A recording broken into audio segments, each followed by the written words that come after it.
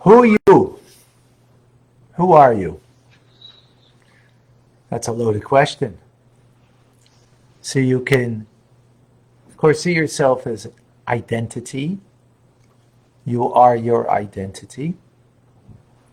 So for a Jew means they're a Jew, right? It's true.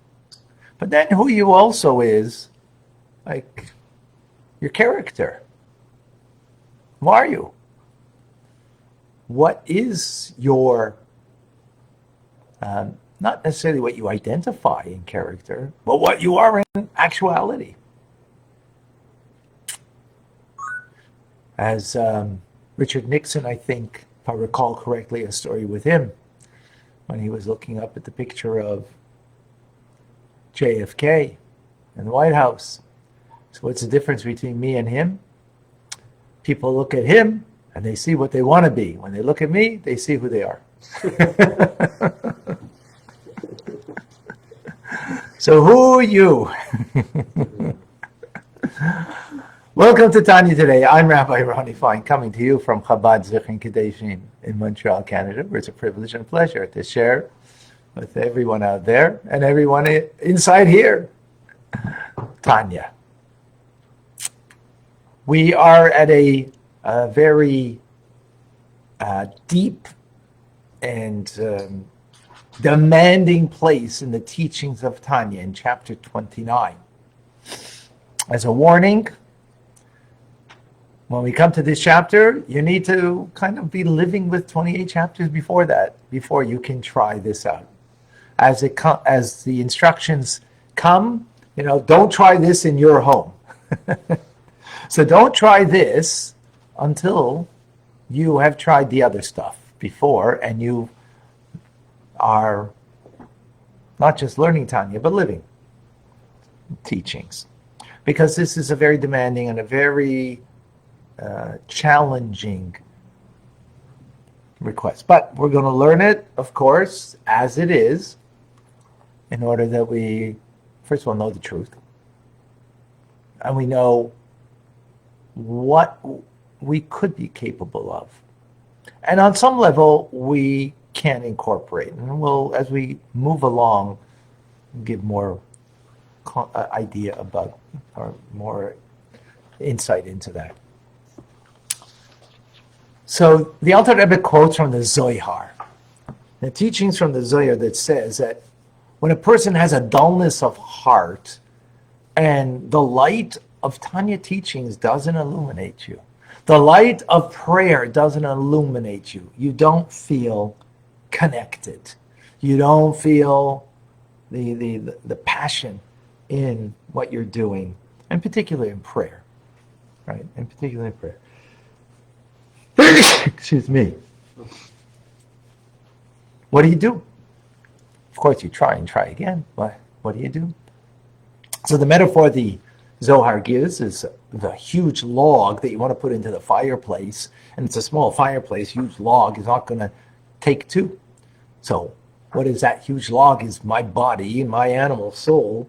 It's not going to get burnt up in the passionate love of connecting to God, because what I know is not affecting what I should feel. We know a lot, but how much is it affecting in our hearts? Something that we actually spoke about in TRC last night. So what do you do? So with that log, what do? You chop it up into smaller pieces. You chop it up into smaller pieces. Those pieces, you can put it into the fireplace. Now it'll catch.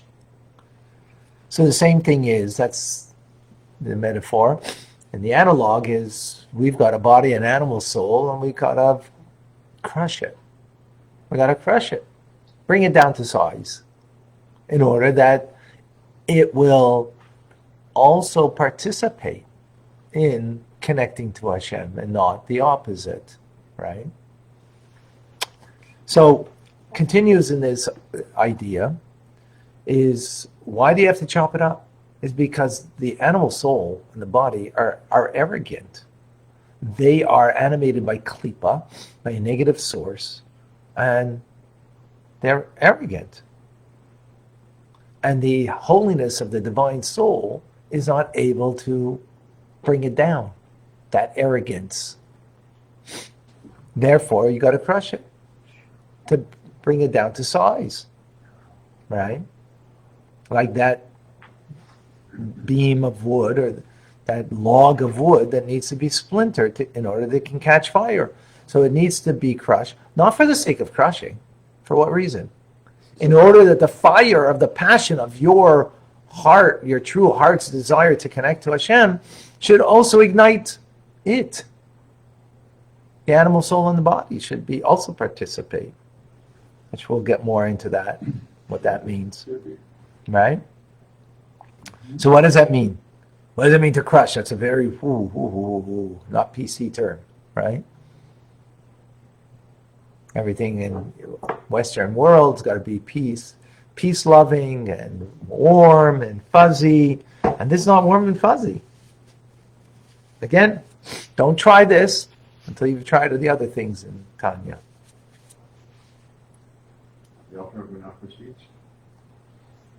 So what it means is that we need to set aside appointed times to humble myself. Who you? Yourself. In other words, that part in me, which, and this is very important. This is a method of crushing that negativity within you, right?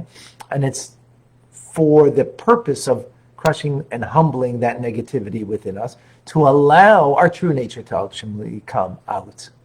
That's the point over here. So it's not that we're staying here, it's a stepping stone to get to a better place, right? So, as it says, a broken heart and a broken spirit, that we break the spirit of the very person, the Beinoni himself. Who's the Beinoni? Who are you?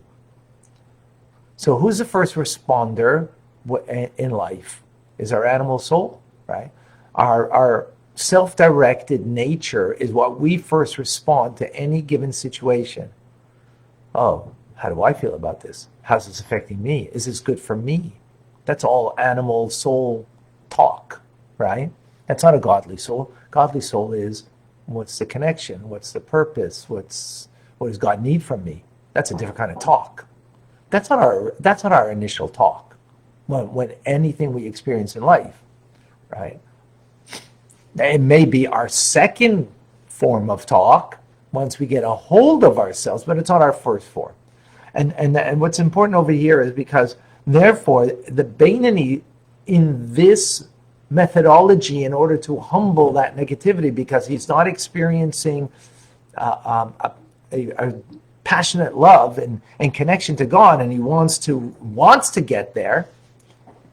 Therefore, he's humbling himself. But who's himself? He says, well, who's me? My animal soul, right? My animal soul, that's me, right? And oh, well, what's the proof? When you're born, what are you born with?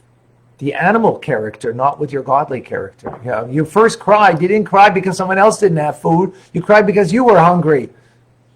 Right? Personality is attached to. That's not about personality. It's about base character. Okay, so your personality, but okay. Okay, but it's deeper than personality. That's the personality of. You're using the word personality in a different way, Okay. right? We're not talking about just what is your base being. Is the vital soul that animates the body, right? And every time you eat, we're giving strength to it. As a matter of fact, in the blessings we say in the morning, we say, right, in El Kai Neshama, the third blessing that we say in the morning, what do we say? Haneshama asher nesatabi, the soul that you placed in me. Oh, in other words, there's a me there first. Who's the me? Means the animal soul and the body. And into that, we place a godly soul. In other words, a godly soul, and as we start, if you recall, chapter 2 of Tanya, when we went into the godly soul, what do we say? HaNefesh Hasheni, it's the second soul. We didn't call it the first soul. It's the second soul, right? It's not because it's secondary in importance. It's actually primary importance, but it's secondary in who we are by nature. For the righteous, that's not the case. They have, as we will learn tomorrow, more about that, right? We'll learn more about that tomorrow, about the righteous. That's not the case for them.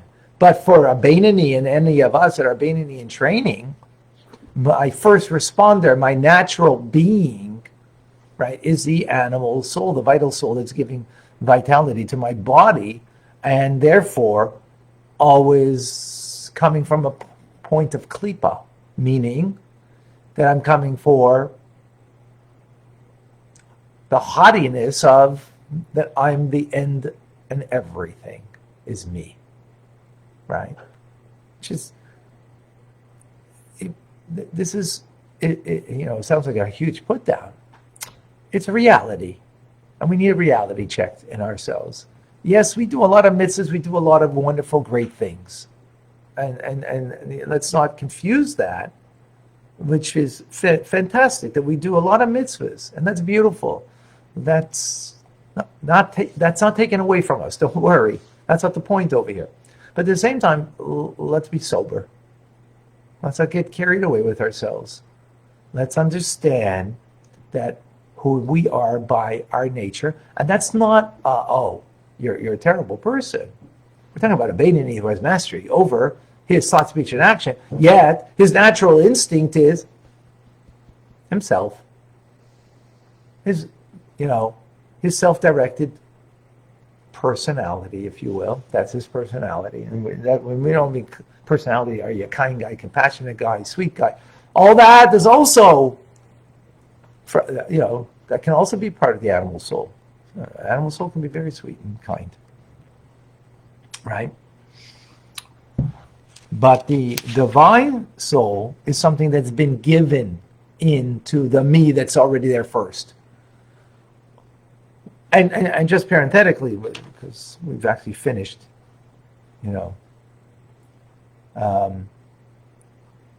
we finished the very short teachings. Who's the one that struggles? Is the one that recognizes that there is a second quality that I have. I do have a divine soul, and therefore I struggle between the two natures, right? The two beings within me. Most people don't struggle. Most people just live on autopilot. And the truth is, we also, myself, many of the things I do live on autopilot, right? I can say a blessing on autopilot without really being, thinking, properly. It's very easy to do that, right? It's not a simple thing to be always, so aware. And what are you aware of? Going against your nature, because your nature is your animal soul, because that's you.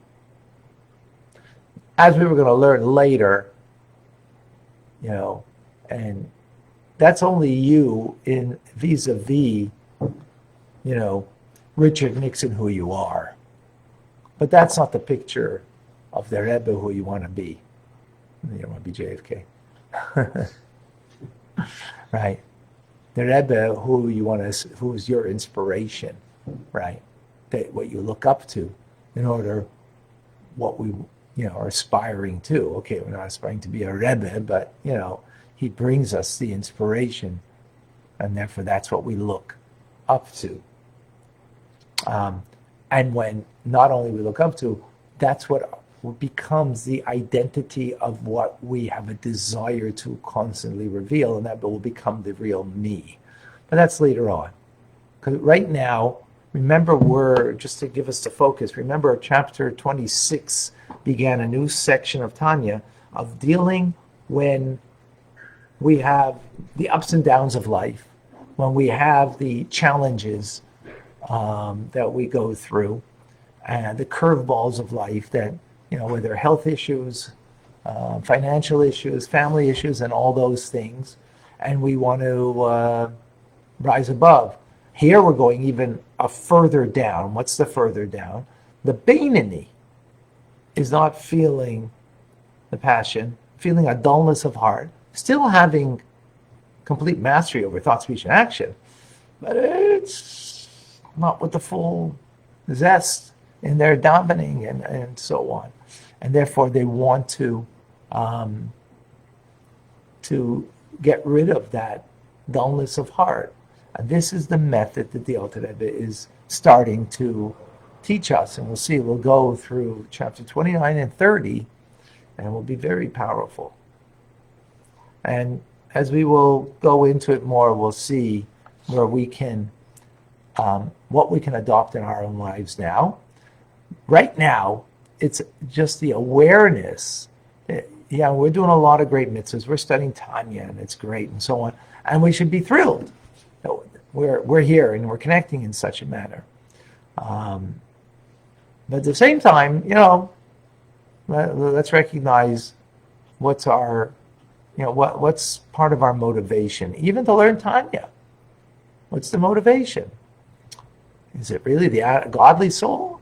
It might be. I won't say that it's not in part, but at the same time, we need to know that, that the natural me is the vital/animal soul that is giving vitality to the body, and that's really what, in some part,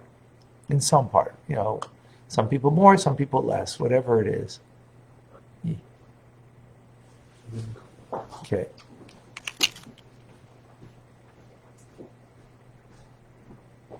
One second. I lost it. Huh?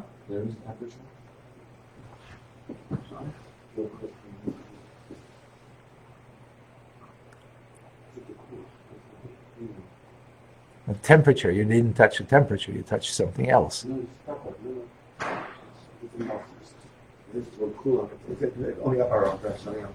All right.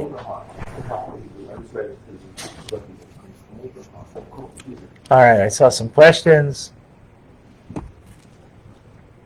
I think.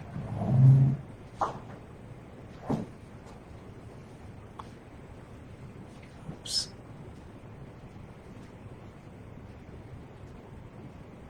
Joseph, how do we help to bring out the divine qualities in others? First with ourselves. If we live what we're teaching, what the Alter Rebbe is teaching us, right? That's how we're going to do it. And sharing it with others. Share the teachings. Davida, how do you deal with the guilt of listening to your animal soul? How do you deal with it? Don't allow guilt to dictate to you. That's also the animal soul talking. Guilt is the animal soul talking. Fixing and working and and dealing with stuff, that is the godly soul talking. Jane.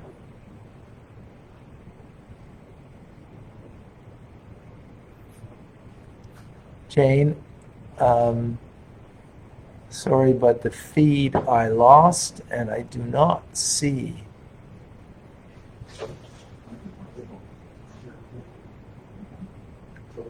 Your question.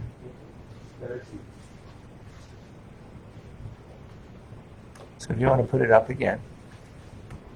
But I do see a question from Jeff.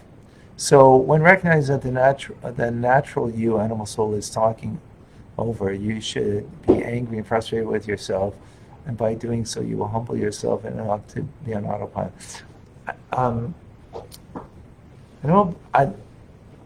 First of all, be careful. I want to be very exacting, Jeff. Thank you for your questions. Very good. First of all, no. The Alter Rebbe didn't say at that moment that it's happening to be angry and frustrated at yourself, because that's going to bring you to a bad place. You're just going to feel frustration, and it's constant. He said set aside a time to think about it. Set aside a time and say, where your calmness of mind, that you're not like oh, I just, just what an idiot I am. I just wasn't thinking. And, we do that, but that's not what it's talking about. Because that really usually doesn't get anywhere. But, you set aside a time, whether at nighttime or maybe after prayers, at a time that you have the calmness of mind and you can think, this, my ego, I don't need to listen to it. It's rotten. My ego, those triggers in my life, right, which is based on an ego or lack of proper esteem, right? Lacking in ourselves, so we get triggered. I would start with those areas. Don't start just with the base nature, maybe. But those things that trigger me, right? Not why they trigger you. They trigger you because it's your animal soul talking. It's your animal soul that's in control. And it needs to feel good. And that trigger made you not feel good. And therefore you got upset and angry at somebody because they triggered you. That is an area where we really have to talk to ourselves and say, that's my animal soul talking. Because what do we usually do by a trigger? Oh, look what he said to me. Well, who does he think he is? Talking that way to me. Right? That's called, you were triggered. Well, whose issue is that? So we get all self-righteous about it, right, Michael? We get self-righteous about it. Absolutely. We get righteous about it. That's because you don't recognize it's your animal soul talking. So instead of getting righteous about it, say, stupid idiot. You say to yourself, well, I'm getting righteous about my animal soul? Oh, that animal soul's got me for a good one. You are despicable. I'm not listening to you, Mr. Animal. In me. I know who you are. Your game's up. That's it. You're finished. You talk to yourself that way about those things that trigger you, you're going to see that it'll become less a trigger. You're not overnight going to become, completely, but you're going to see how it's going to be less a trigger. Does that make sense? Does that work, Jeff?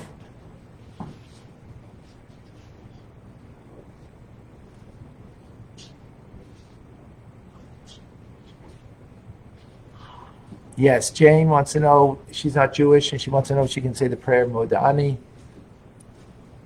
Yes. It's a thanksgiving to God, and the first thing you wake up in the morning to give thanksgiving to God that He's returned your soul within you. Absolutely. Absolutely.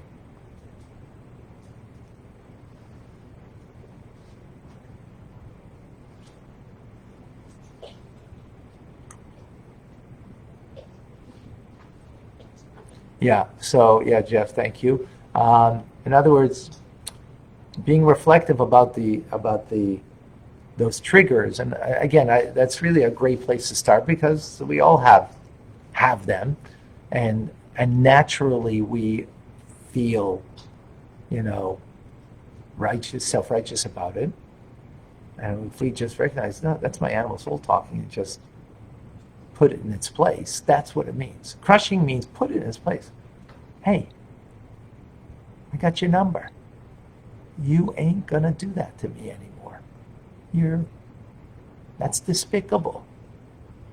I'm despicable when I allow a trigger to be self-righteous. That's despicable of me. I'm not letting that happen. If we would say that, folks, once a day to us, for those triggers, just try it now. Try it today, try it tomorrow, try it for 3 days, and get back to me. Well, And let me know if that log didn't get chopped up a bit, right? And now it's going to allow a little better, passion, not for our animal self, but for a godly self to emerge. Slowly, it will. Folks, that's a big one. I'm Rabbi Ronnie Fine, come to you for Chabad Zuch and Kadesh in Montreal, Canada. It's a privilege and pleasure to share with you, Tanya. Have an amazing, great day. You got to share this stuff. Got to share it. We got to live it. We got to share it, because we, in the end, are it. Have a great day. Thank you for joining.